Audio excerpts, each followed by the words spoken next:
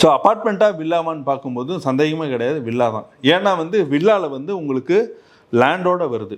Okay, அப்பார்ட்மெண்ட்டில் land வரலையான்னு கேட்டால் வருது. யூடிஎஸ்ன்ற ஒரு சின்ன ஒரு காம்பனண்ட்டாக வருது. ஓகேங்களா, யூடிஎஸ்னா அன்டிவைடட் ஷேர்னு சொல்லுவாங்க. ஓகே, ஒரு கிரவுண்டு லேண்ட் இருக்குது, 2400 சதுர அடின்றது ஒரு கிரவுண்டு. ஓகே, அதில் 6 வீடு கட்டுறீங்க. ஓகே, 6 அப்பார்ட்மெண்ட் கட்டுறீங்க, ஈக்குவல் சைஸ்ன்னு வச்சுக்கோங்களேன். அப்போ வந்து உங்களோட அன்டிவைடட் ஷேர் ஆஃப் லேண்டுன்னு பார்த்தீங்கன்னா 2400 டிவைடட் பை 6 வரும். அப்போ உங்கள் அப்பார்ட்மெண்ட்டு நீங்கள் வாங்கும்போது 400 சதுர அடி உங்களுக்கு நிலமாகவும் கிடைக்குது.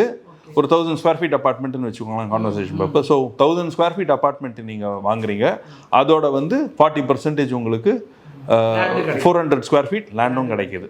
ஓகே, அதுதான் இது. ஒரு வில்லா வாங்குறீங்கன்னு வச்சுக்கோங்க, ஒரு 2400 ஸ்கொயர் ஃபீட்டில் ஒரு 3500 ஸ்கொயர் ஃபீட் வில்லா வாங்குறீங்கன்னா உங்களுக்கு ஜாஸ்தி லேண்டு கிடைக்குது. ஓகே, அந்த கேஸில் வந்து 1000 ஸ்கொயர் ஃபீட் வாங்கும்போது 400 ஸ்கொயர் ஃபீட் தான் உங்களுக்கு லேண்டு கிடைக்குது.